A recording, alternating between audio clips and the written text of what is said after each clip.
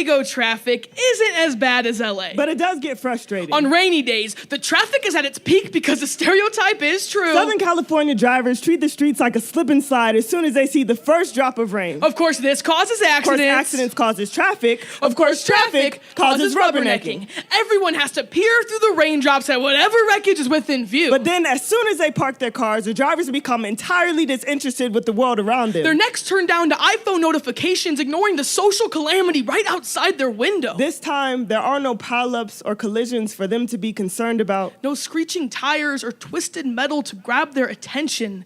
Instead, there is a homeless person asking for change with outstretched hand.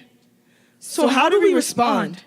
Remember that this is a gauge of our humanity? Are you one of the many who look away? Do we continue staring at our phones as if they will answer the question for us? Do we turn it to Siri, asking the person to repeat their question a few hundred times until someone else considers them worth the traffic jam? But most importantly, do you not recognize their suffering as a similar kind of accident to those on the side of the road? The type of catastrophe that doesn't always require distractions. A turn of events that needs only one missed paycheck to tailspin into. A life-changing disaster that most of us are just a few dollars from being a part of.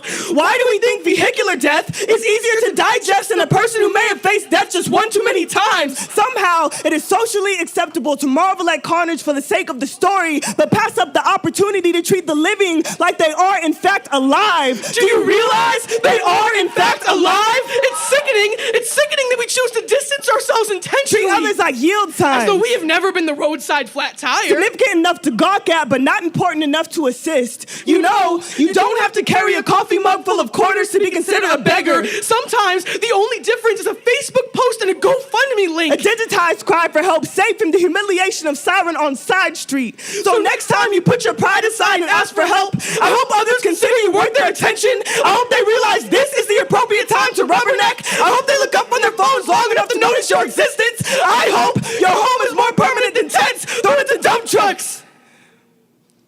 But most of all, I hope they recognize they don't know your story. Because the worst part of a traffic jam is not the slower speeds or the waiting, but rather the fact that we don't know what caused the accident in the first place.